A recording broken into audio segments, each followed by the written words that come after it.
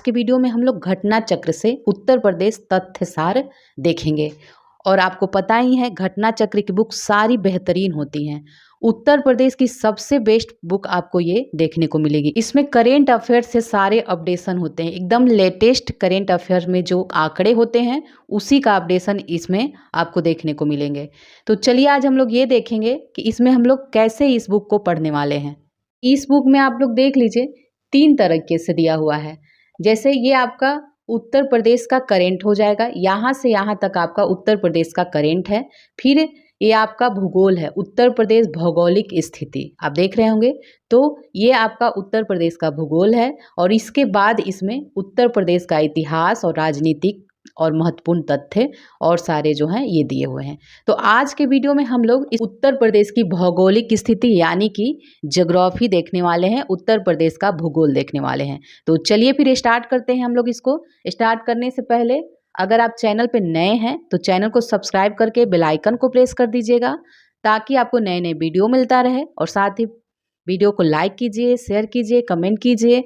चलिए फिर स्टार्ट करते हैं। उत्तर प्रदेश का भूगोल, उत्तर प्रदेश भौगोलिक स्थिति। तो सबसे पहले देख लीजिए उत्तर प्रदेश जो है भारत का सीमांत राज्य है, जिसकी उत्तरी सीमा जो है नेपाल को स्पर्श करती है। उत्तराखंड के गठन के पूर्व इसकी सीमाएं चीन के तिब्बत क्षेत्र से भी जुड़ी थी, जब उत्तराखंड का गठन नहीं हुआ था उससे पहले।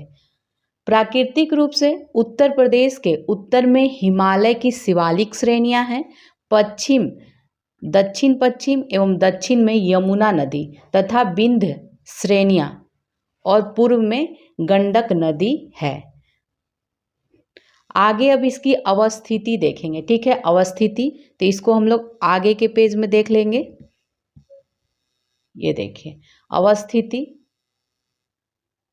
भूगर्भिक दृष्टि से देखा जाए तो उत्तर प्रदेश जो है प्राचीनतम गोंडवाना लैंड का भूभाग है। उत्तर प्रदेश के दक्षिण भाग में स्थित पठारी भाग प्रायद्वीपीय भाग का ही एक अंग है। इसका जो निर्माण हुआ था विंध्य क्रम की शैलों द्वारा प्री कैम्ब्रियन युग में हुआ था। उत्तर प्रदेश का अक्षांशीय विस्तार अगर देखना है तो ये 23 डिग्री 52 मिनट से 31 डिग्री 28 मिनट उत्तरी अक्षांश के मध्य है। कुल अक्षांशीय विस्तार कितना है? 7 डिग्री 36 मिनट है अक्षांशीय विस्तार। उत्तर प्रदेश का देशांतरीय विस्तार देखेंगे तो 77 डिग्री 30 मिनट पूर्व से लेकर 84 डिग्री 39 मिनट पूर्वी देशांतर के मध्य है। इसका कुल देशांतरीय विस्तार कितना हुआ? तो 7 डिग्री 09 मिनट इसका कुल देशांतरीय विस्तार है, ठीक है, अक्षांशीय ज़्यादा है, ठीक है। नोट देख लीजिए उत्तर प्रदेश के अक्षांशीय और देशांतरीय विस्तार का जो स्रोत है ये भारत वन रिपोर्ट ये लिया गया है। ये कहाँ से लिया गया है? भारत वन रिपोर्ट से लिया गया है। आगे अब देखेंगे उत्तर प्रदेश की सीमाएं केंद्र शासित प्रदेश दिल्ली सहित कुल 9 राज्यों से मिलती है, ठीक है, दिल्ली सहित कुल 9 राज्यों से मिलती है। देख लेंगे इसको। उत्तर प्रदेश की सीमा को स्पर्श करने वाले राज्य अभी हम लोग मैप में भी इसको देखेंगे, ठीक है। तो स्पर्श करने वाले राज्य देख लीजिए ऊपर से हिमाचल प्रदेश है, हरियाणा है, राजस्थान है, मध्य प्रदेश है, छत्तीसगढ़ है, झारखंड है, बिहार है और उत्तराखंड तो होगा ही। तो ये सभी ये 9 हैं, ठीक है। 9 राज्यों में से 8 जो है 8 राज्यों से मिलती है और एक केंद्र शासित प्रदेश दिल्ली से मिलती है। उत्तर प्रदेश की सीमा को स्पर्श करने वाला एकमात्र केंद्र शासित प्रदेश आपका दिल्ली है। इसकी सीमाएं जो हैं उत्तर प्रदेश के गाजियाबाद एवं गौतम बुद्ध नगर से लगी है दिल्ली की। प्रदेश की पूर्वी सीमा बिहार एवं झारखंड से लगी हुई है। प्रदेश की उत्तरी सीमा नेपाल के अतिरिक्त ये उत्तराखंड और हिमाचल प्रदेश से लगी हुई है। ये देखिए मैप देख लीजिए, ये आपको दिख रहा होगा उत्तर प्रदेश एवं सीमावर्ती राज्य। तो सबसे पहले यहाँ देख लीजिए हिमाचल प्रदेश से केवल एक सहारनपुर जिला लगता है। तो उत्तर प्रदेश का जो सहारनपुर है ये हिमाचल प्रदेश से। उत्तराखंड के साथ सीमावर्ती 7 जिले लगते हैं उत्तराखंड के साथ। कौन कौन है?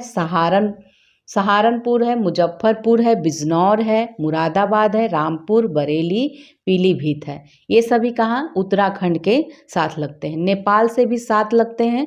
कौन कौन है? तो पीलीभीत है आपका, लखीमपुर खीरी है, ये आपका बहराइच है, ये आपका हो गया श्रावस्ती हो गया, ये बलरामपुर हो गया, ये सिद्धार्थनगर, ये महाराजगंज, ये नेपाल से लगती है, नेपाल से। ठीक है।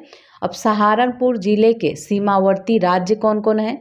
देखिए सहारनपुर आपका ये है, एक मिनट, ये आपका सहारनपुर है। तो इसके साथ कौन कौन राज्य लगता है? तो इसके साथ साथ देखिए इधर हरियाणा लगता है। ठीक है, हरियाणा लगता है, हिमाचल प्रदेश लगता है और उत्तराखंड भी लगता है। ठीक है, उत्तराखंड भी लगता है। तो सहारनपुर जिले के साथ 3 राज्य। नेक्स्ट देखेंगे अब सोनभद्र जिले के सीमावर्ती राज्य जो हैं, सोनभद्र नीचे है आपका, ये देख लीजिए सोनभद्र आपको दिख रहा होगा। तो इसके साथ जो है झारखंड भी लगता है, बिहार भी लगता है और छत्तीसगढ़, मध्य प्रदेश, ये 4 राज्य लगते हैं। ठीक है, एकमात्र सोनभद्र से ये 4 राज्य मिलते हैं। तो ये तो हो गया। इधर हम लोगों ने देख लिया, नेपाल और उत्तराखंड से देख लिया। इधर देख लीजिए बिहार से भी 7 जिले लगते हैं। कौन कौन? तो ये आपका हो गया कुशीनगर, देवरिया, बलिया, गाजीपुर, चंदौली और सोनभद्र, ये भी 7 हैं। तो 7 जिले ये यूपी के बिहार से लगते हैं।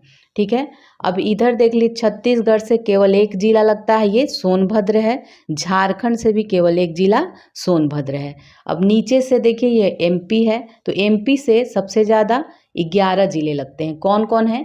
तो देख लेते हैं इसको हम लोग, एक मिनट, हाँ आ गया। तो एमपी से हम लोग देख रहे हैं, तो आगरा हो गया, इटावा हो गया, ये सारे एमपी से लग रहे हैं। जालौन हो गया, झांसी हो गया, ललितपुर हो गया, महोबा हो गया, बांदा हो गया, चित्रकूट हो गया, प्रयागराज हो गया, मिर्ज़ापुर हो गया और ये आपका सोनभद्र हो गया। इस तरह 11 जिले एमपी से लगते हैं, मध्य प्रदेश से। अब इधर आ जाइए, इधर राजस्थान से 2 जिले लगते हैं। कौन कौन? मथुरा और आगरा लगते हैं। इधर हरियाणा से देख लीजिए, हरियाणा से आपके 6 जिले लगते हैं। कौन कौन से लगते हैं हरियाणा से? देखते हैं, तो सहारनपुर हो गया और शामली हो गया, ये आपका बागपत हो गया। ठीक है, और फिर गौतम बुद्ध नगर हो गया, अलीगढ़ हो गया, अलीगढ़ ये आपका, फिर मथुरा हुई। ये 6 जिले जो हैं हरियाणा से लगते हैं। दिल्ली से देख लीजिए, दिल्ली से 2 हैं, 2 जिले कौन कौन से हैं? गौतम बुद्ध नगर हैं, गौतम बुद्ध नगर हो गया और गाजियाबाद हो गया। ठीक है, ये दिल्ली से लगता है, ये वाला एरिया। तो ये आपका हो गया पूरा, हम लोगों ने इसमें मैप में देख लिया किस राज्य से कौन कौन जिले यूपी के लगते हैं। ये देख लीजिए, मध्य प्रदेश राज्य से 3 तरफ से घिरा जिला जो है ललितपुर है और उत्तर प्रदेश से लगी सबसे लंबी सीमा वाला जो राज्य है ये मध्य प्रदेश है, अभी देखा आप लोगों ने। और उत्तर प्रदेश से लगा सबसे छोटी सीमा वाला राज्य कौन सा है? हिमाचल प्रदेश है। हिमाचल प्रदेश से केवल ये सहारनपुर लगता है थोड़ा सा। ठीक है, तो ये आप लोगों ने देख लिया मैप। अब हम लोग आगे बढ़ते हैं। उत्तर प्रदेश की पश्चिमी सीमाएं जो है हरियाणा, राजस्थान और केंद्र शासित प्रदेश जो है दिल्ली से लगती है। ठीक है, दिल्ली से।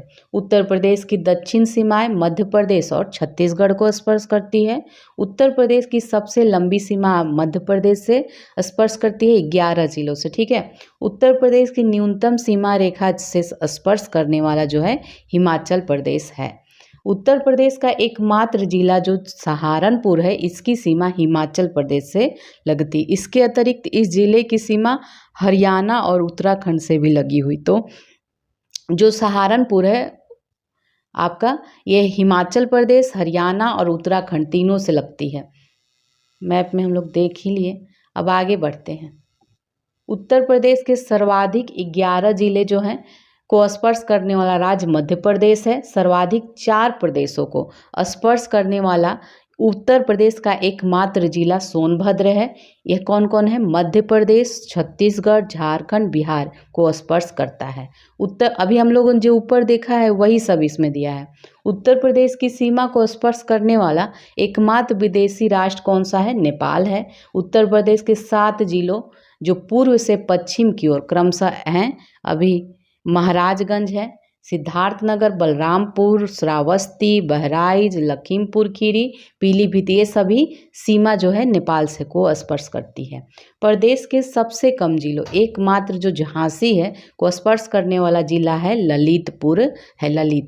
मध्य प्रदेश से 3 तरफ से घिरा जिला ललितपुर ही है। ठीक है, तो अब हम लोग देखेंगे विभिन्न राज्यों से लगे उत्तर प्रदेश के जिले। अभी हम लोगों ने सारा मैप में देख लिया है। देख लीजिए, हिमाचल प्रदेश से सहारनपुर लगता है, हरियाणा से सहारनपुर, शामली, बागपत, गौतम बुद्ध नगर, अलीगढ़, मथुरा। राजस्थान से आपका 2 ही हैं, मथुरा और आगरा। मध्य प्रदेश से 11 जिले हैं ये सभी। छत्तीसगढ़ से सोनभद्र लगता है, झारखंड से ये सोनभद्र लगता है, बिहार से भी 7 लगता है, उत्तराखंड से भी 7 लगता है। बिहार से देख लीजिए, महाराजगंज, कुशीनगर, देवरिया, बलिया, गाजीपुर, चंदौली, सोनभद्र। उत्तराखंड से सहारनपुर, मुजफ्फरपुर, बिजनौर, मुरादाबाद, रामपुर, बरेली, पीलीभीत। केंद्र शासित प्रदेश दिल्ली से गाजियाबाद और गौतम बुद्ध नगर। आगे अब देखेंगे, उत्तर प्रदेश का कुल भौगोलिक क्षेत्रफल जो है ये 2,40,928 किलोमीटर है, जो भारत का कुल क्षेत्रफल कितना है 32,87,263 वर्ग किलोमीटर के लगभग 7.33% के बराबर है। ठीक है, तो उत्तर प्रदेश जो है 7.33% के बराबर है भारत के कुल क्षेत्रफल का। पूर्व से पश्चिम तक इसकी लंबाई जो है 650 है। तो ये देख लीजिए, आपको पूर्व आपका, एक मिनट, तो ये आपका नॉर्थ हो गया, साउथ हो गया, ईस्ट हो गया, वेस्ट हो गया। तो पूर्व से पश्चिम जो इसकी लंबाई है ये आपका 650 किलोमीटर है। ठीक है, ये वाला एरिया। और उत्तर से दक्षिण जो इसकी चौड़ाई है ये 240 किलोमीटर है। तो क्षेत्रफल की दृष्टि से उत्तर प्रदेश का भारत में 4था स्थान है। उत्तर प्रदेश से अधिक क्षेत्रफल वाले राज्य जो है राजस्थान है, मध्य प्रदेश है और महाराष्ट्र है। चौथे स्थान पे उत्तर प्रदेश है। उत्तर प्रदेश का वर्तमान भौगोलिक स्वरूप 9 नवंबर 2000 को अस्तित्व में आया था। 9 नवंबर को उत्तर प्रदेश के 13 पर्वतीय जिलों को काटकर उत्तरांचल जो उत्तराखंड है इसका निर्माण किया गया था। उत्तर प्रदेश के सर्वाधिक क्षेत्रफल वाले 4 जिले देखेंगे आरोही क्रम में तो सबसे बड़ा है लखीमपुर खीरी, फिर सोनभद्र है, फिर हरदोई है और फिर सीतापुर है। उसी तरह उत्तर प्रदेश के सबसे कम क्षेत्रफल वाले 4 जिले देखेंगे तो सबसे छोटा है हापुड़, 660 वर्ग किलोमीटर केवल इसकी क्षेत्रफल है। तो हापुड़ है, फिर भदोई है, फिर गाजियाबाद है और फिर शामली है। प्रदेश के सबसे पूर्वी एवं पश्चिमी जिले क्रमशः बलिया और शामली। सबसे पूर्वी जिला कौन हो गया? बलिया हो गया और सबसे पश्चिमी जिला है शामली। प्रदेश के सबसे उत्तरी जिला सहारनपुर है और सबसे दक्षिणी जिला आपका सोनभद्र हो गया। राष्ट्रीय राजधानी क्षेत्र में सम्मिलित उत्तर प्रदेश के 8 जिले कौन कौन से हैं जो राष्ट्रीय राजधानी क्षेत्र में सम्मिलित हैं? तो ये है गाजियाबाद, हापुड़, मेरठ, गौतम बुद्ध नगर, बुलंदशहर, मुजफ्फरनगर और शामली तथा बागपत हैं। ठीक है, ये सभी शामिल है राष्ट्रीय राजधानी क्षेत्र में। अब हम लोग देखेंगे भौतिक विभाग। तो उत्तराखंड के गठन से पूर्व राज्य के 3 भूभाग थे। कौन कौन थे? एक पर्वतीय क्षेत्र, फिर मैदानी क्षेत्र और फिर दक्षिण का पठारी क्षेत्र था। जब उत्तराखंड का गठन हो गया तो पूरा जो पर्वतीय क्षेत्र था ये उत्तर प्रदेश से अलग हो गया। तो अब इस पर्वतीय क्षेत्र से लगा हुआ भाबर तराई का क्षेत्र ही उत्तर प्रदेश में बचा है। ठीक है, तो उत्तर प्रदेश के वर्तमान में मुख्यतः 3 प्राकृतिक प्रदेशों में विभाजित करते हैं।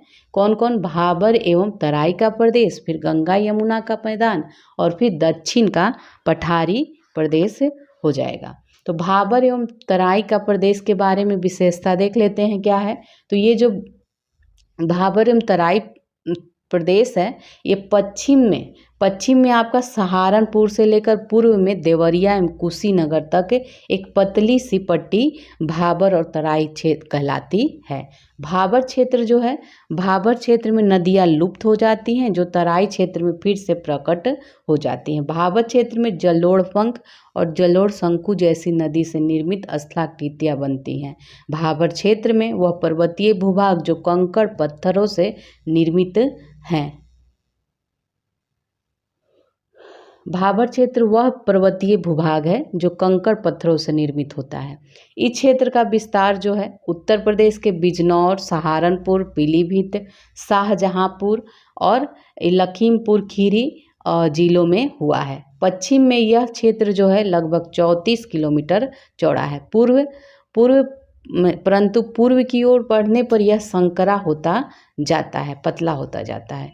तराई क्षेत्र के बारे में देख लीजिए। भाबर के जो दक्षिण में दलदली एवं गाद मिट्टी वाला क्षेत्र है जो महीन अवसादों से ये निर्मित है, ये तराई क्षेत्र है। घने घने जंगल और लंबे हाथी घासों से ढका हुआ तराई क्षेत्र कभी 80 से 90 किलोमीटर तक चौड़ा था तथा इसके अंतर्गत ये सभी सहारनपुर, बिजनौर, रामपुर, बरेली, पीलीभीत, लखीमपुर खीरी, बहराइच, गोंडा ये सभी आते थे। ये सभी ज़िले इसमें आते थे। इधर कुछ वर्षों से भूमि सुधार के कार्यों के कारण इसकी चौड़ाई काफ़ी कम हो गई है। ठीक है, इसका काफ़ी भाग उपजाऊ भूमि के रूप में किसानों को प्राप्त हो गया है। अब यहाँ पे गन्ना, गेहूं तथा धान की फसलें रिकॉर्ड पैदावार दे रही है। अनेक जगहों पर जूट की भी अच्छी खेती हो रही है। प्रदेश के ऊंचाई वाले भागों में मिलने वाली प्राचीनतम जलोढ़ मिट्टी को राढ़ नाम दिया गया है। भाबर क्षेत्र और दक्षिणी पूर्वी क्षेत्र को छोड़कर पूरा प्रदेश नदियों द्वारा बाढ़ के दौरान लाई गई कांप मृदा से बना हुआ है। अब देखेंगे गंगा यमुना के विस्तृत मैदानी प्रदेश, दूसरा भाग है ये। तो इसको भी 3 उपभागों में बांटा गया है। कौन कौन है? गंगा यमुना का ऊपरी मैदान कह लीजिए, फिर गंगा का मध्य मैदानी प्रदेश और फिर गंगा का पूर्वी मैदान। तो ये आपका ऊपरी ऐसे मैदान हो गया, फिर आपका मध्य हो गया, फिर यहाँ पूर्वी मैदान हो गया।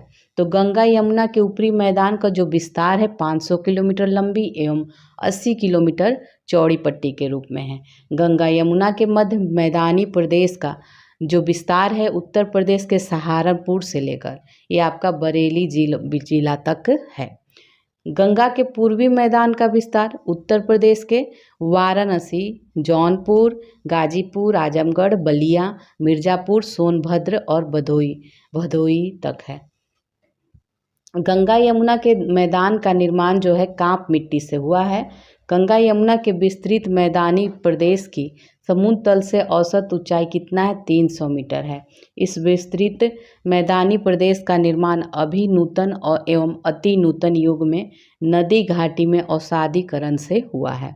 इस विस्तृत मैदानी प्रदेश का ढाल पश्चिमांचल में उत्तर से दक्षिण की ओर और पूर्वांचल में पश्चिमोत्तर से दक्षिण पूर्व की ओर है।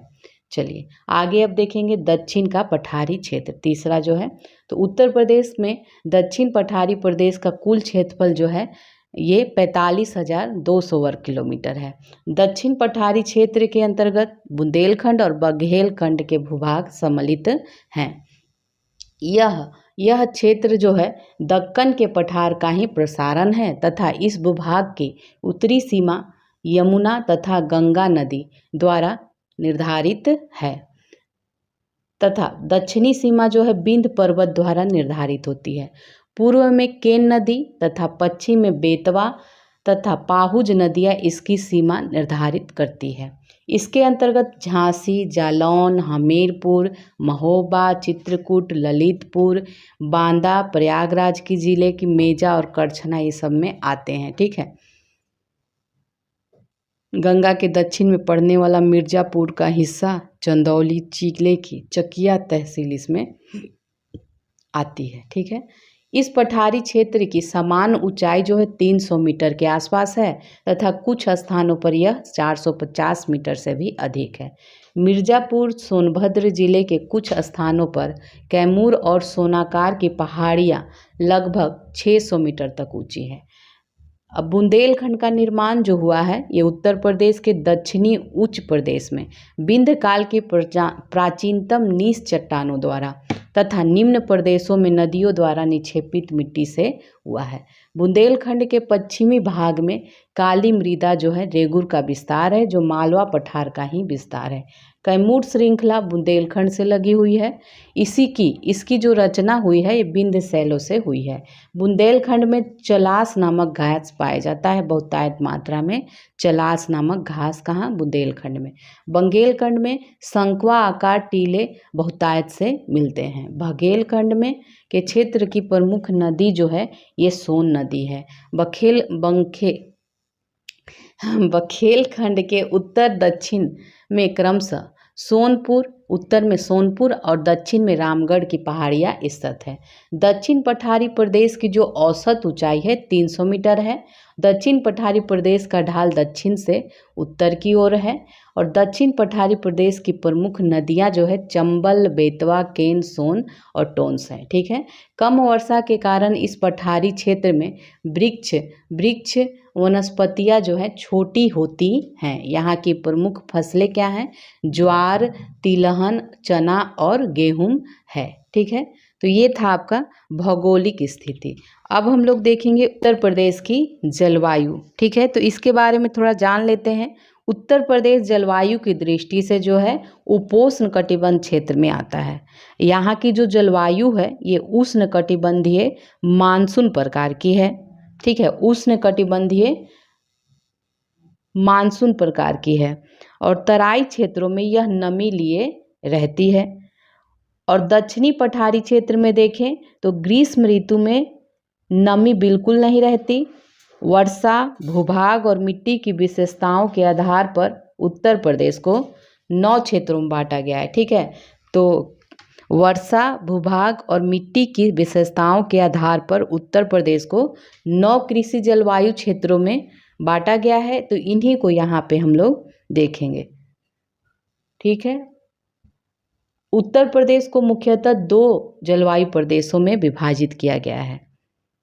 9 कृषि की बात हो रही है, 9 कृषि जलवायु प्रदेश अलग है। ठीक है। अभी हम लोग देखेंगे उत्तर प्रदेश को मुख्यतः 2 जलवायु प्रदेशों में विभाजित किया गया है, आर्द्र एवं उष्ण प्रदेश और साधारण आर्द्र एवं उष्ण प्रदेश है। ठीक है।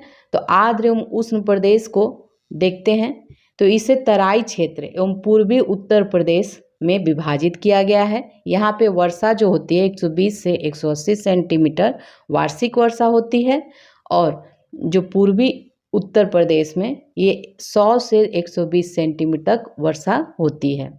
तो यहाँ विभाजित किया गया है। साधारण आर्द्र एवं उष्ण प्रदेश के अंतर्गत मैदानी क्षेत्र आता है जहाँ औसत वार्षिक वर्षा 80 से 100 सेंटीमीटर होती है।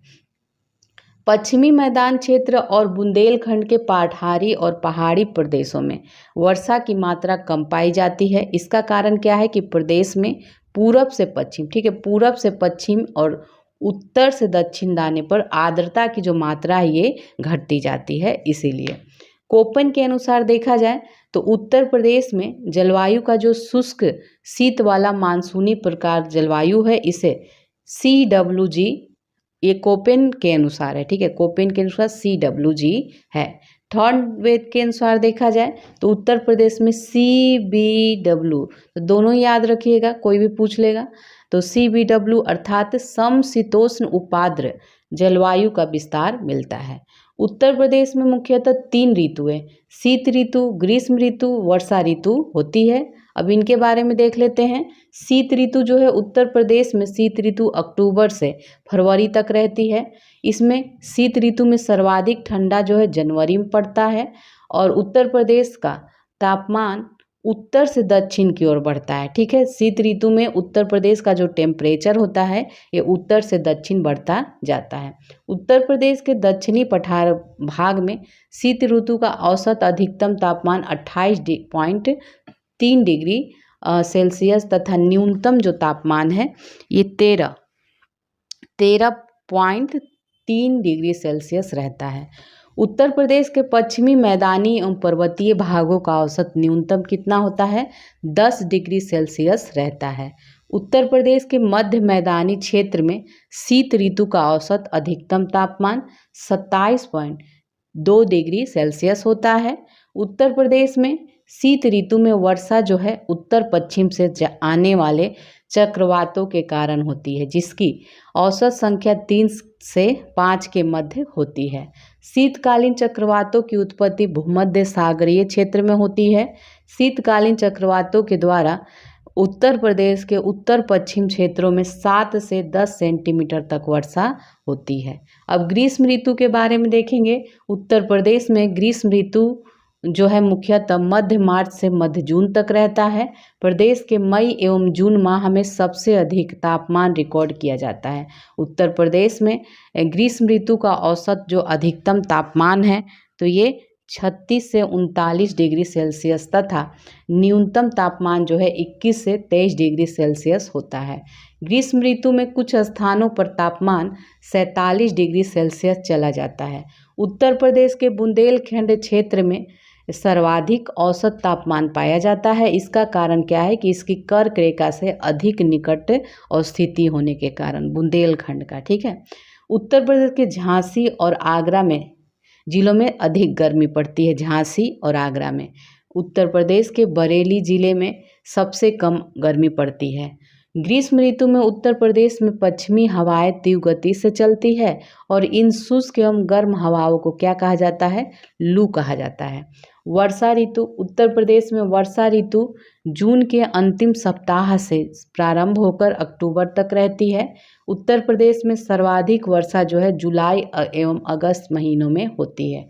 बंगाल की खाड़ी से उठने वाला मानसून बिहार के मैदानी भाग से होता हुआ उत्तर प्रदेश में प्रवेश करता है। इसे पूर्वा कहा जाता है।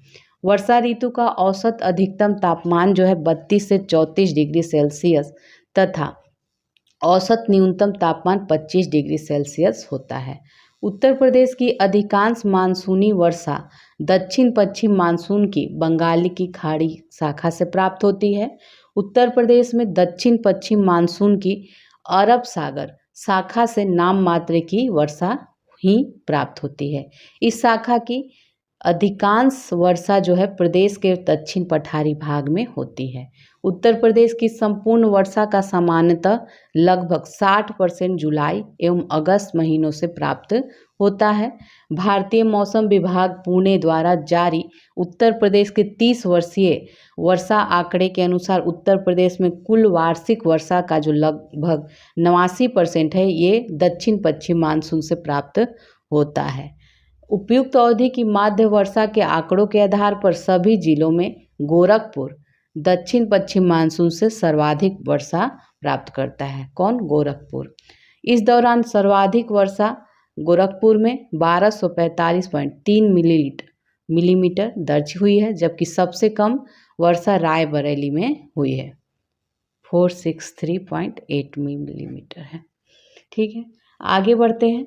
तो सांख्यिकी डायरी उत्तर प्रदेश 2022 में प्रस्तुत जिलावार वर्षा आंकड़ों के अनुसार देखा जाए तो कैलेंडर वर्ष 2021 में सर्वाधिक जो वर्षा वाला क्षेत्र था जिला ये सोनभद्र था। न्यूनतम जो था अलीगढ़ वर्षा वाला जिला था। उत्तर प्रदेश की नदियों में अधिकतम प्रवाह मानसून के दौरान ही रहता है। समांतर प्रदेश का पूर्वांचल क्षेत्र सबसे अधिक बाढ़ से प्रभावित होता है। वर्ष 1978 में सबसे भीषण बाढ़ आई थी, जिससे प्रदेश का 72.50 लाख हेक्टेयर क्षेत्र जो है एवं 225.87 लाख आबादी प्रभावित हुई थी। राज्य के 240.93 लाख हेक्टेयर भौगोलिक क्षेत्र का लगभग 73.36 लाख हेक्टेयर भूभाग जो है बाढ़ प्रवण है। ये जलवायु आपका हो गया। अब हम लोग उत्तर प्रदेश की मिट्टियाँ देखेंगे। ठीक है, तो इसके बारे में थोड़ा देख लेते हैं।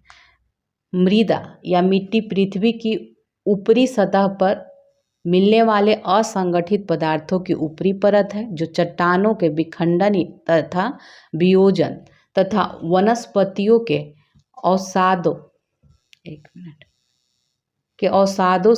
के योग से ये बनती है। मिट्टी किसी भी क्षेत्र की मृदाएं पैतृक पदार्थ चट्टान, जलवायु दशाएं, ढाल की तीव्रता, वनस्पति और समय पर निर्भर करता है। उत्तर प्रदेश की मिट्टियों को प्रोफेसर वाडिया, कृष्णन एवं मुखर्जी के वैज्ञानिक विश्लेषण के आधार पर दो भागों में बांटा गया है। एक है गंगा के विशाल मैदान की नूतन और उपनूतन मिट्टियाँ, और दूसरा है दक्षिण पठार की प्राचीन रवेदार और विंध्यन शैलीय या बुंदेलखंडीय मिट्टियाँ। ठीक है, अब गंगा के विशाल मैदान की मृदाएं हम लोग देखेंगे। इस क्षेत्र में जो है, इस क्षेत्र की लगभग संपूर्ण मृदा को दो भागों में, कौन कौन, बांगर या पुरानी जलोढ़ मृदा और खादर या नवीन जलोढ़ मृदा में बांटा गया है। तो प्राचीनतम जलोढ़ जो है मिट्टी क्षेत्रों को बांगर कहते हैं और नवीन जलोढ़ मिट्टी को क्षेत्रों को खादर कहा जाता है। बांगर मिट्टी में फास्फोरस, चूना एवं ह्यूमस की पर्याप्त मात्रा पाई जाती है, जबकि नाइट्रोजन, पोटास आदि पदार्थों की कमी इसमें पाई जाती है। बांगर मिट्टी को दोमट, मटियार, बलुई मिट्टी, भूंड या पुरातन जलोढ़ मिट्टी के नाम से भी जानते हैं। उत्तर प्रदेश के पूर्वी भाग में बांगर मिट्टी को उपरहार मिट्टी भी कहा जाता है। और खादर मिट्टी जो है नदियों के बाढ़ वाले मैदानों में पाई जाती है। खादर मिट्टी हल्के रंग वाली, छिद्र युक्त तथा महीन कणों वाली होती है। खादर मिट्टी बांगर की अपेक्षा अधिक उर्वरा शक्ति वाली होती है। खादर मिट्टी में क्या होता है, तो खादर मिट्टी में सामान्यतः चूना, पोटास एवं मैग्नीशियम की अधिकता, जबकि नाइट्रोजन, फास्फोरस एवं ह्यूमस पदार्थों की कमी पाई जाती है। खादर मिट्टी को नूतन जलोढ़, बलुआ, सिल्ट बलुआ, मटियार, दोमट आदि नामों से भी जाना जाता है। लाल एवं काली मिश्रित मिट्टी जो है राज्य के झांसी डिवीजन, मिर्जापुर, सोनभद्र के साथ साथ प्रयागराज जिले के करछना और मेजा तहसील में पाई जाती है। इन जिलों के ऊपरी पठारी भाग में मिट्टी लाल है एवं दो प्रकार की हैं, परवा और राकड़। परवा जो है हल्की रेतीली या रेतीली दोमट है, जबकि राकड़ जो है क्षारीय है। भाबर पर्वतपदीय क्षेत्र होता है और यहाँ की जो मिट्टी होती है ये मोटी बालुओं और कंकड़ और पत्थरों से निर्मित बहुत छिछली है।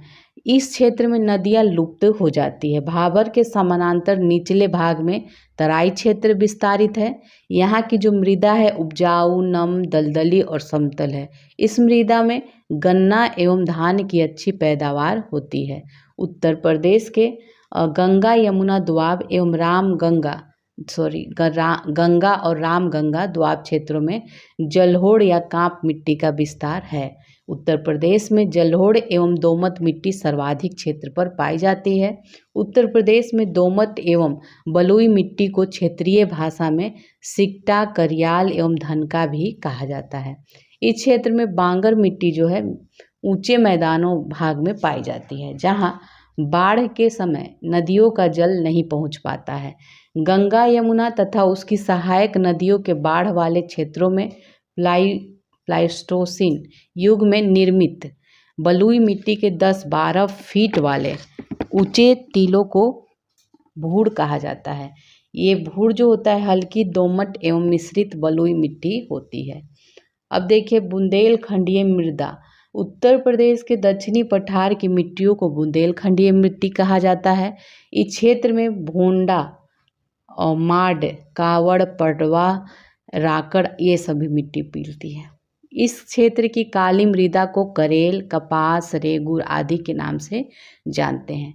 प्रदेश के जालौन, झांसी, ललितपुर और हमीरपुर जिलों में काली मृदा का विस्तार होने के कारण चना, गेहूँ, अरहर, तिलहन प्रमुख उपजें यहाँ पे होती हैं। ठीक है,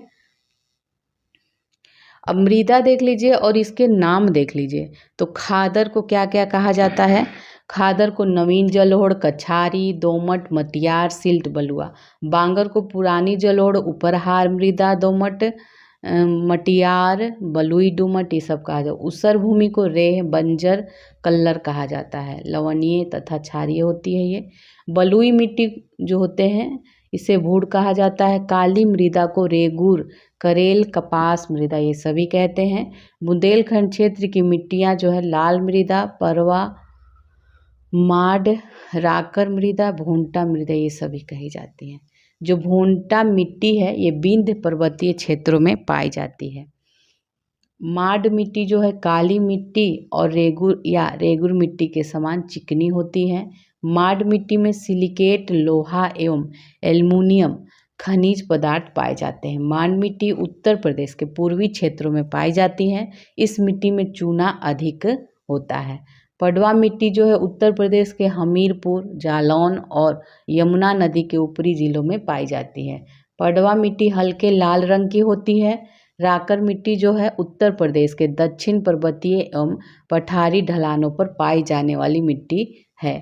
लाल मिट्टी जो है उत्तर प्रदेश के मिर्जापुर, सोनभद्र जिलों एवं झांसी में पाई जाती है। लाल मिट्टी का निर्माण बालूमय लाल शैलों के अपक्षय से हुआ है। लाल मिट्टी का जो विस्तार है बेतवा एवं धसान नदियों के जल प्लावित क्षेत्रों में भी पाया जाता है। लाल मिट्टी में नाइट्रोजन, जीवांश, फास्फोरस एवं चूना खनिजों की कमी पाई जाती है। लाल मिट्टी में गेहूं, चना एवं दलहन आदि फसलें पाई जाती हैं। अब ऊसर एवं रेह मिट्टी देखेंगे तो ये अलीगढ़, मैनपुरी, कानपुर, सीतापुर, उन्नाव, इटावा, रायबरेली, लखनऊ में पाया जाता है। ये लवण से प्रभावित होती हैं। रेह युक्त क्षारीय जो हैं ये ऊसर भूमि का उत्तर प्रदेश में अधिक विस्तार है। बंजर तथा भाट नामक जो मृदा है ये गोरखपुर, बस्ती, महाराजगंज, कुशीनगर, सिद्धार्थनगर और गोंडा जिलों में पाई जाती हैं।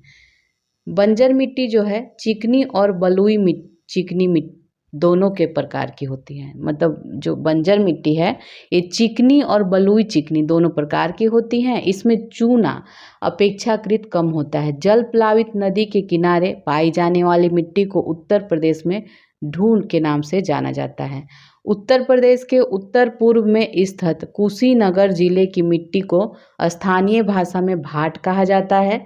इस मिट्टी में मोटे अनाज वाली फसलें उगाई जाती हैं। टर्शरी मिट्टी उत्तर प्रदेश में शिवालिक पहाड़ी क्षेत्रों में पाई जाती है। यह मिट्टी चाय की खेती के लिए उपयुक्त है।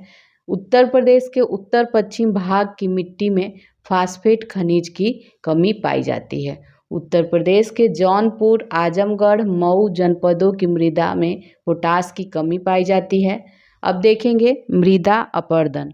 तो जल बहाव तथा वायु के वेग अथवा हिम के पिघलने से एक स्थान की जो मिट्टी का अन्यत्र स्थान पर चला जाना मृदा अपरदन कहलाता है।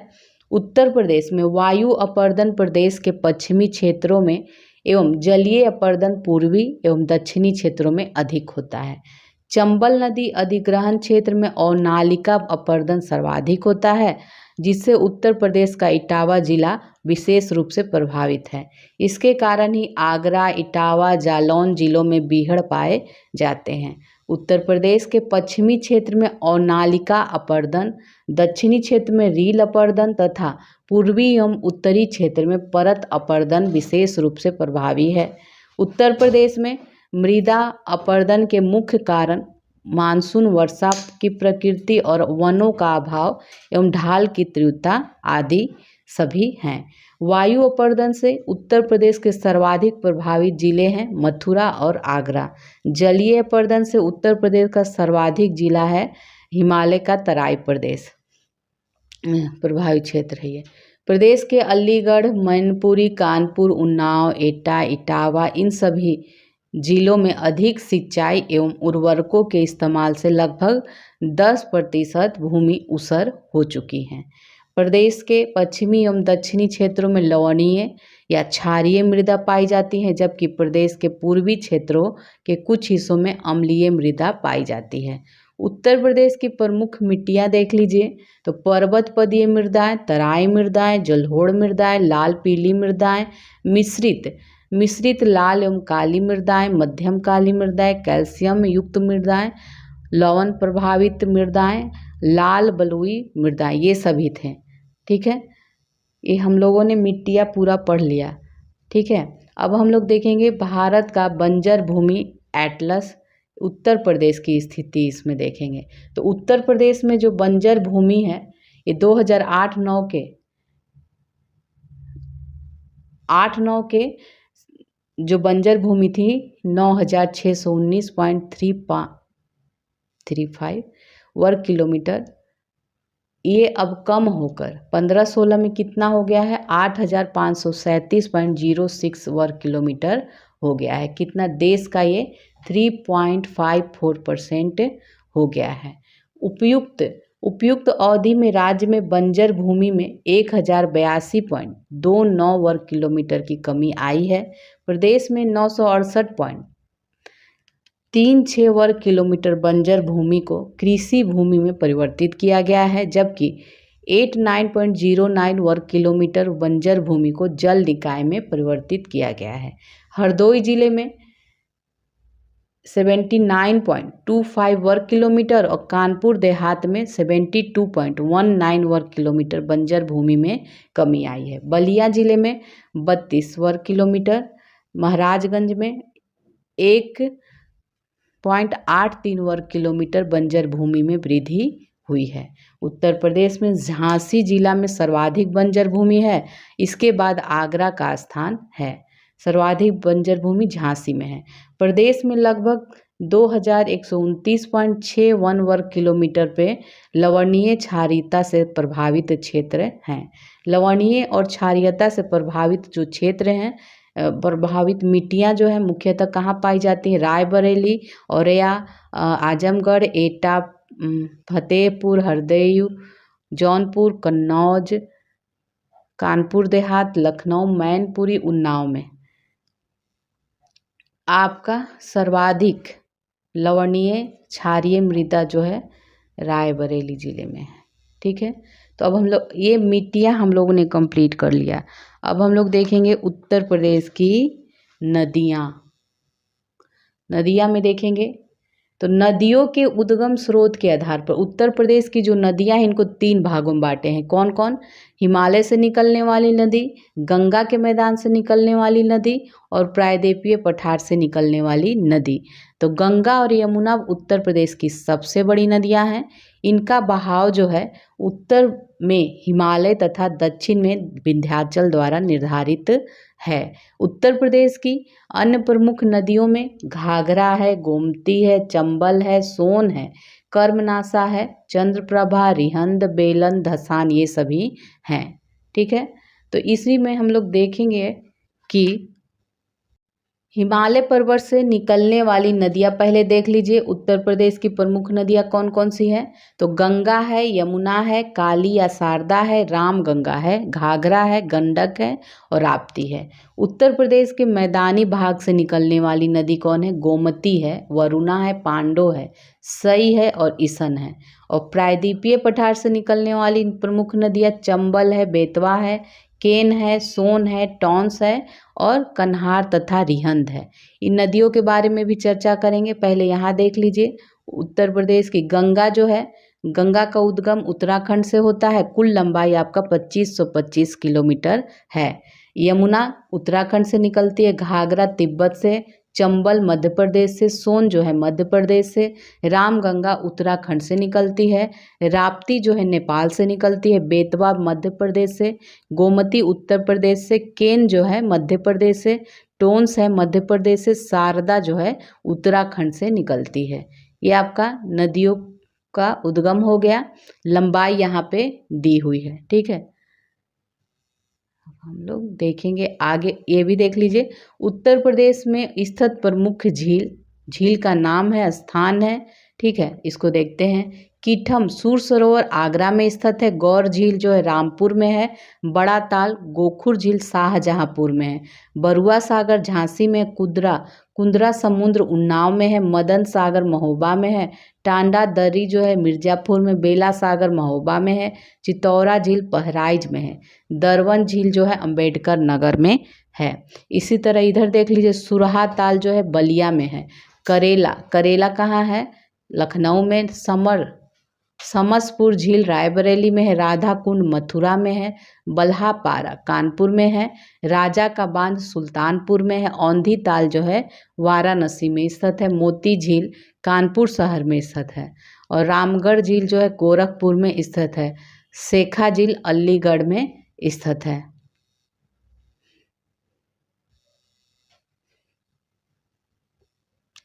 गंगा नदी उत्तर प्रदेश की देखिए सर्वाधिक लंबी नदी गंगा नदी है। उत्तर प्रदेश में जो गंगा नदी की लंबाई है तो ये 1450 किलोमीटर है। गंगा नदी की प्रमुख सहायक नदियाँ देखें तो ये रामगंगा है, घाघरा है, गंडक है, बूढ़ी गंडक है, बागमती है, कोसी और यमुना है। उत्तरी किनारे से मिलने वाली सहायक नदियाँ देख लीजिए, उत्तरी किनारे से मिलने वाली तो ये आपका हो जाएगा, कहाँ गया, ये रामगंगा है, गोमती है, घाघरा है, गंडक है, कोसी है, बागमती है। और अब देखेंगे दक्षिण किनारे से मिलने वाली सहायक नदी है, यमुना है, टोंस है और सोन है, गंगा की सहायक नदियाँ, ठीक है। और आगे भी देख लीजिए, गंगा नदी जो है यमुना एवं पौराणिक सरस्वती नदी से प्रयागराज में मिलती है। गंगा नदी का उद्गम गोमुख से होता है। उद्गम स्थान पर गंगा की जो मुख्य धारा है इसे भागीरथी कहा जाता है, ठीक है। भागीरथी जो है,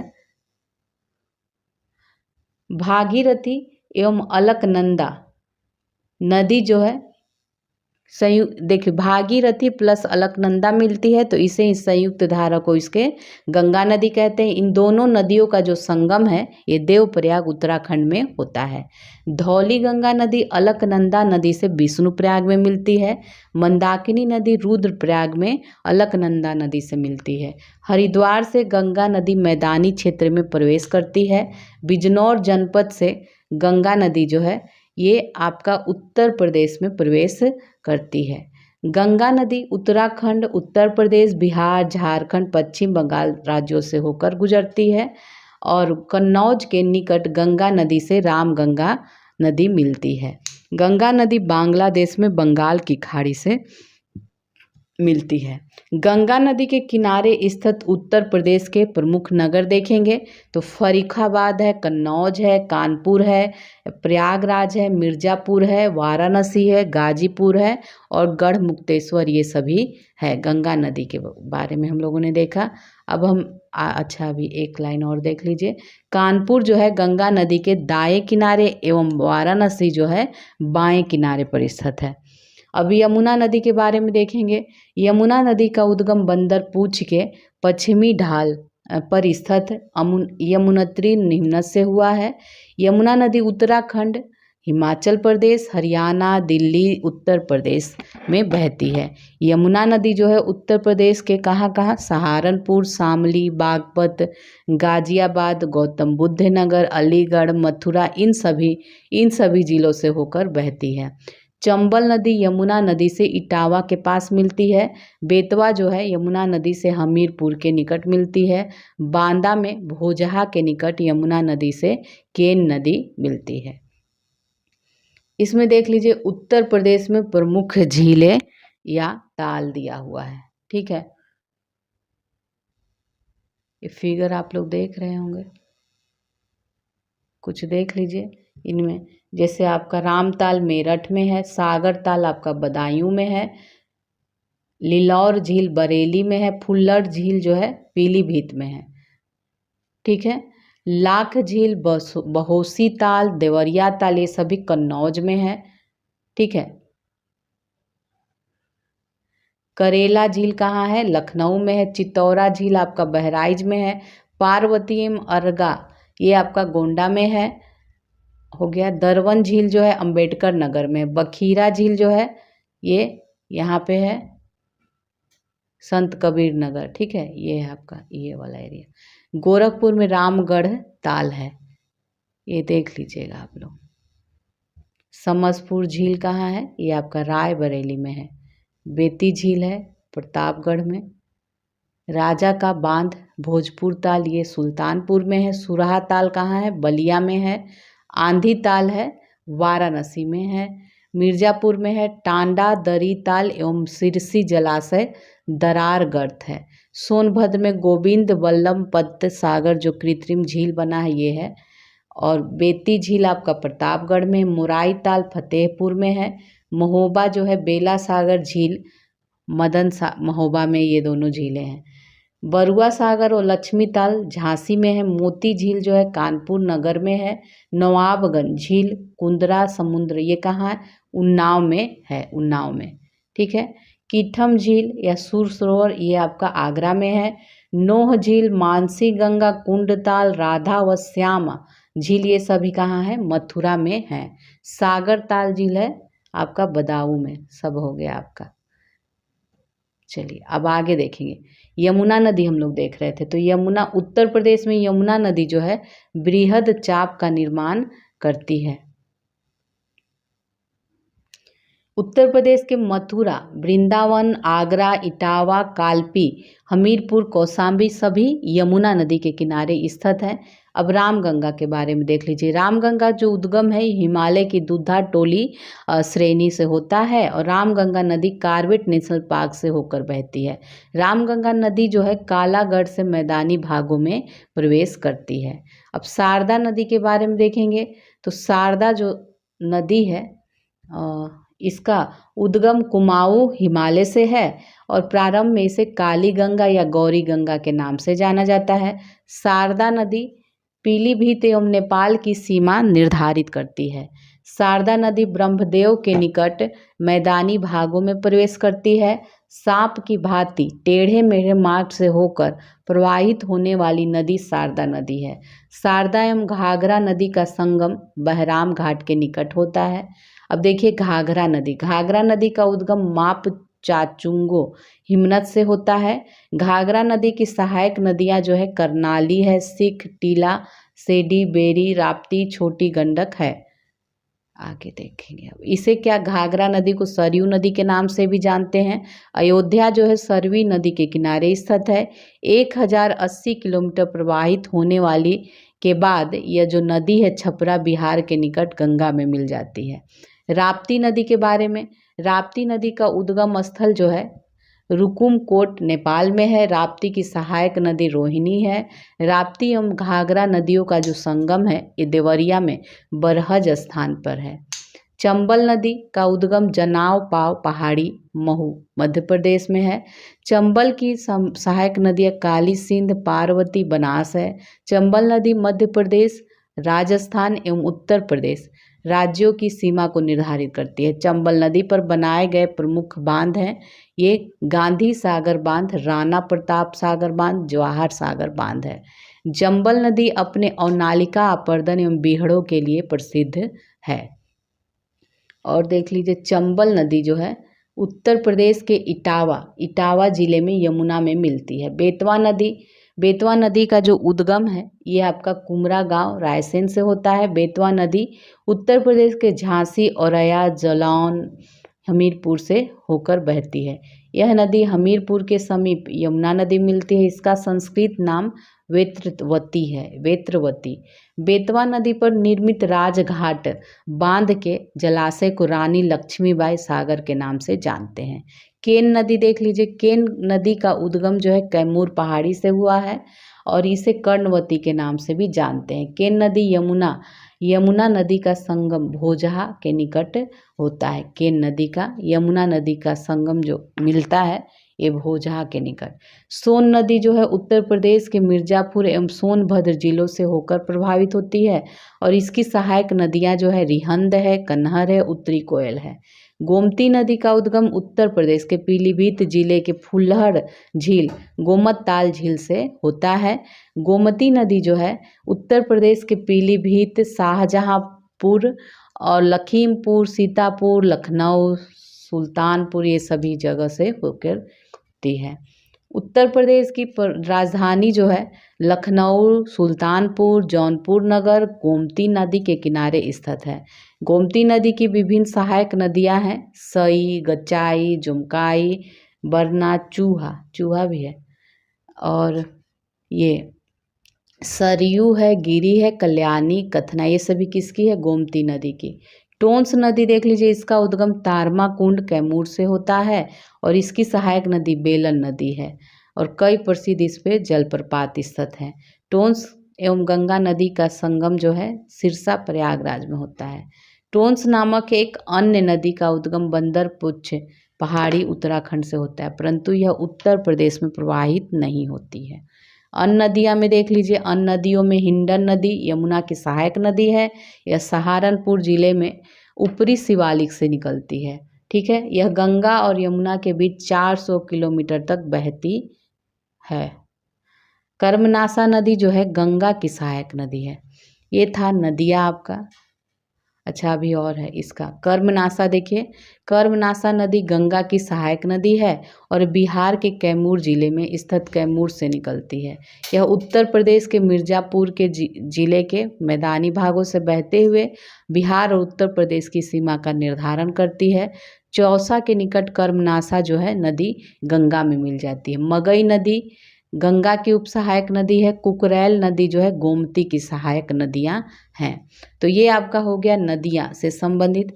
ये आपका बांध दिया हुआ है। ठीक है, बांध का नाम किस नदी पर है और कहाँ है।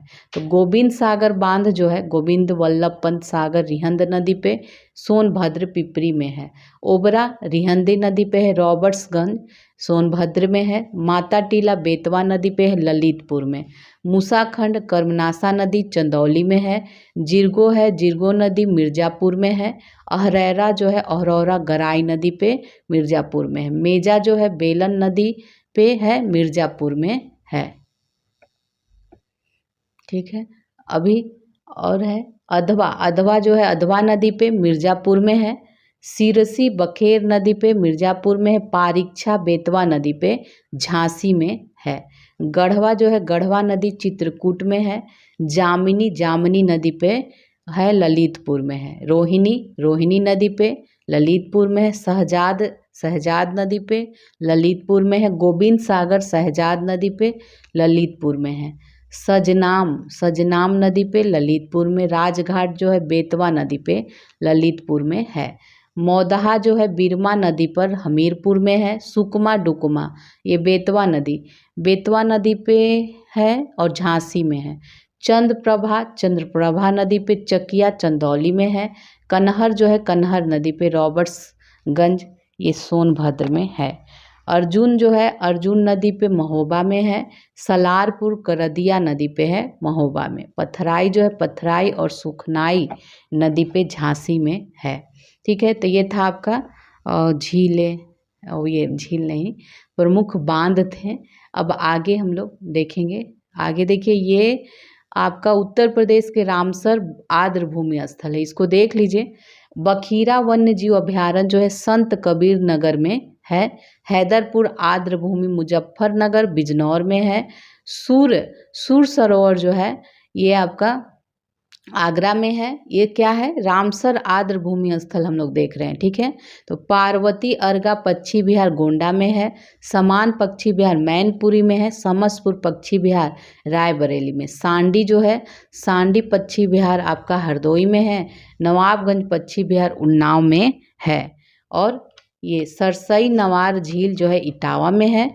ऊपरी गंगा नदी जो है ये आपका हो जाएगा विस्तार, पता नहीं कहाँ है, लिखा नहीं। चलिए आगे, ये आपका नदियाँ कंप्लीट हो गया। उत्तर प्रदेश का वन एवं प्राकृतिक वनस्पतियाँ अब हम लोग देखेंगे। तो उत्तराखंड के गठन के कारण उत्तर प्रदेश का अधिकांश जो वन क्षेत्र है उत्तराखंड में चला गया। अब उत्तर प्रदेश में मात्र 6.15% जो है क्षेत्र, ये 2021 ठीक है वन रिपोर्ट के अनुसार 6.15% जो है वनावरण क्षेत्र है। ठीक है, वृक्षावरण क्षेत्र देखा जाए 3.08% है। तो इसे मिलाकर यह प्रतिशत 9.23 तक पहुंचता है। तो प्रदेश सरकार के द्वारा इसे 15% तक पहुंचाने का लक्ष्य रखा गया है। ठीक है, तो इसको हम लोग देखेंगे। यहाँ से देखते हैं। उत्तर प्रदेश की प्रथम जो वन नीति है वर्ष 1952 में आया था। द्वितीय जो है 1988 में आया था। राष्ट्रीय वन नीति 1988 के अनुसार किसी भी भौगोलिक क्षेत्र के 33.33 मतलब 33.33% भूभाग पर वन होना आवश्यक है। ये 88 के अनुसार राष्ट्रीय वन नीति के अनुसार था। तो 1988 में राष्ट्रीय वन नीति लागू हुई थी। इसी परिप्रेक्ष्य में उत्तर प्रदेश में भी उत्तर प्रदेश वन नीति 1998 लागू की गई थी। वर्तमान में उत्तर प्रदेश वन नीति 1998 के स्थान पर प्रदेश में राज्य वन नीति 2017 लागू कर दी गई है। राज्य सरकार द्वारा भारतीय वन अधिनियम 2000 अप्रैल 2001 में लागू हुआ है। ठीक है, राज्य सरकार के द्वारा किसी राज्य में वनों का क्षेत्रफल जो है वन क्षेत्र एवं वनावरण फॉरेस्ट एरिया और फॉरेस्ट कवर दोनों के आधार पर व्यक्त किया जाता है। ठीक है, वन भूमि के रूप में अभिलिखित भू क्षेत्र को वन क्षेत्र के रूप में निरूपित किया जाता है, चाहे उसमें वन हो या ना हो। वनावरण से आशय क्या उपग्रहों द्वारा चित्रित वह भूभाग होता है जो वास्तविक रूप से वन आच्छादित होता है। उत्तर प्रदेश वन निगम की स्थापना जो हुई है 25 नवंबर 1974 को की गई है। भारत एवं वन स्थिति रिपोर्ट 2021 में देख लीजिए। तो भारत वन सर्वेक्षण द्वारा 2021 में प्रस्तुत वन रिपोर्ट जो है के अनुसार उत्तर प्रदेश में कुल अभिलिखित वन क्षेत्र जो है ये 17,384 वर्ग किलोमीटर है, जो भौगोलिक क्षेत्र का कितना है, क्षेत्रफल का 7.22% है।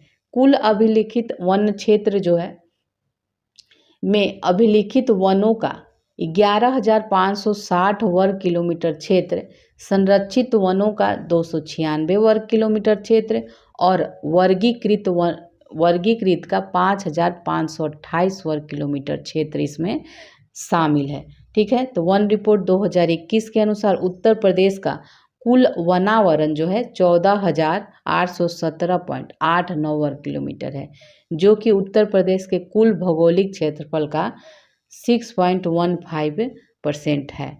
आगे देख लीजिए, इसमें यहाँ पे देखिए अति सघन वन जो है, अति सघन वन कुल क्षेत्र का 1.09% है। मध्यम सघन वन जो है कुल क्षेत्र का 1.67% है और जो खुले वन है ये 3.39% हैं।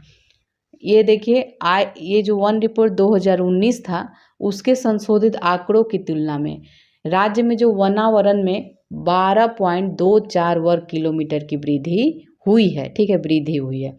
उत्तर प्रदेश में वृक्षावरण कुल भौगोलिक क्षेत्रफल के 3.08% क्षेत्र में है, मतलब 7,421 वर्ग किलोमीटर में कुल वृक्षावरण है।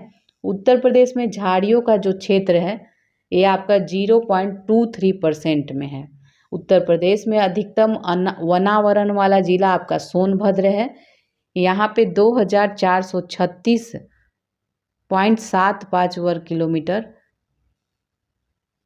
वनावरण है, जो जिले के भौगोलिक क्षेत्र का 35% है। ठीक है, 35.29% है। उत्तर प्रदेश में न्यूनतम वनावरण वाला जिला जो है भदोई है और ये मात्र कितना है, 0.37% है। ठीक है, सबसे कम यहाँ वन है। अब आगे हम लोग देखेंगे इसको आगे। हाँ, प्रदेश में अति सघन जो वन है क्षेत्र है, सबसे ज़्यादा अति सघन लखीमपुर खीरी में है। अधिकतम मध्यम वन जो है एवं खुला वन जो है सोनभद्र में। तो अधिकतम मध्यम वन क्षेत्र एवं खुला वन सोनभद्र में। उत्तर प्रदेश में सर्वाधिक वन जो है तराई एवं भाबर क्षेत्रों में पाए जाते हैं। अब वनों के प्रकार देख लीजिए। उत्तर प्रदेश में मुख्यतः 3 प्रकार के वन पाए जाते हैं। उष्णकटिबंधीय आर्द्र पर्णपाती वन, उष्णकटिबंधीय शुष्क पर्णपाती वन और उष्णकटिबंधीय कंटीली झाड़ियाँ। उत्तर प्रदेश में उष्णकटिबंधीय आर्द्र पर्णपाती वन जो है तराई एवं भाबर क्षेत्रों में पाया जाता है। आर्द्र पर्णपाती वनों में साल, बेर, गुल्लर, पलास, महुआ, सेमल, आंवला, जामुन, बांस, बेत ये सभी वृक्ष पाए जाते हैं। उत्तर प्रदेश में शुष्क पर्णपाती वन जो है पूर्व, मध्य एवं पश्चिम के क्षेत्रों में पाए जाते हैं। शुष्क पर्णपाती वनों में क्या आता है, नीम, पीपल, शीशम, जामुन, अमलतास, बेल, अंजीर के वृक्ष पाए जाते हैं। झाड़ियाँ एवं घासें जो हैं शुष्क पर्णपाती वनों में ही पाई जाती हैं। उत्तर प्रदेश के मैदानी आर्द्र भूमि और नदियों के किनारे जो है नीम, पीपल, शीशम, आम, जामुन, महुआ ये सभी के वृक्ष मिलते हैं, इमली, बबूल ये सभी। उत्तर प्रदेश के दक्षिणी भाग में कंटीली झाड़ियाँ वाले उष्णकटिबंधीय वन पाए जाते हैं। इनमें अकेसिया, कंटीले, लेगुमेस, यूफबियास, फुलाई, कत्था, कक्को, धामन ये सभी बहुतायत में मिलते हैं। उष्णकटिबंधीय कंटीली झाड़ियों वाले वनों से राल एवं गोंद की प्राप्ति होती है। ठीक है, वन से संबंधित महत्वपूर्ण आंकड़े देख लीजिए। अधिकतम वन क्षेत्र प्रतिशत वाले 5 जिले देखते हैं तो सबसे ज़्यादा सोनभद्र में है, फिर चंदौली परसेंट में हो रहा है। ठीक है, परसेंट हम लोग देख रहे हैं, सोनभद्र है, फिर चंदौली है, फिर चित्रकूट है, फिर पीलीभीत है और फिर श्रावस्ती है। न्यूनतम वन क्षेत्र वाले 5 जिले देख लीजिए, भदोई है, फिर मैनपुरी, देवरिया, बदायूं, मनु ये सभी हैं। अधिकतम वन क्षेत्रफल वाले जिले कौन से हैं? ठीक है, तो सबसे ज़्यादा सोनभद्र में है, फिर लखीमपुर खीरी, फिर मिर्ज़ापुर, पीलीभीत, फिर चित्रकूट है। न्यूनतम वन क्षेत्र वाले 5 जिले भदोई है, मऊ है, मैनपुरी है, संत कबीर नगर है और देवरिया फिर उसके बाद है। अब देख लीजिए वनों से जो लाभ होते हैं तो बिरोजा एवं तारपीन के तेल की प्राप्ति चीड़ वृक्ष के राल से होती है, कत्था की प्राप्ति खैर वृक्ष से होती है, बेत एवं बांस का उपयोग मुख्यतः कागज उद्योग में कच्चे माल के रूप में करते हैं। बीड़ी बनाने हेतु तेंदू वृक्ष पत्तों के उपयोग किया जाता है। रेलवे लाइन के स्लीपरों और इमारती लकड़ी के रूप में साल, चीड़, देवदार, सागौन वृक्षों का उपयोग किया जाता है। उत्तर प्रदेश में लगभग 1000 प्रकार के वृक्ष पाए जाते हैं जिनसे लकड़ियाँ प्राप्त होती हैं। गंगा के मैदानी भाग में लगभग 200 प्रकार की घासें पाई जाती हैं। उत्तर प्रदेश के तराई क्षेत्र में रोवोल्फिया सर्पेंटाइना, वाइयोला सर्पेंस, पोडोफाइलियम, हेक्सांड्रम तथा एफेकेरा गेरार्डियान नामक औषधीय पौधे ये पाए जाते हैं। उत्तर प्रदेश के बुंदेलखंड, बघेलखंड क्षेत्रों में मुख्यतः ढाक, सागौन, महुआ, सलाई, चिरौंजी, तेंदू के पत्ते वृक्ष पाए जाते हैं। वनों संबंधी महत्वपूर्ण कार्यक्रम या योजनाएं देख लीजिए। प्रदेश में सामाजिक वानिकी योजना 1979 में शुरू की गई थी। सोनभद्र के वेलहद्दी ग्राम को प्रदेश का पहला ग्राम वन घोषित किया गया। वन श्रमिकों के कल्याणार्थ सामूहिक बीमा योजना वर्ष 1989 से 90 में प्रारंभ की गई।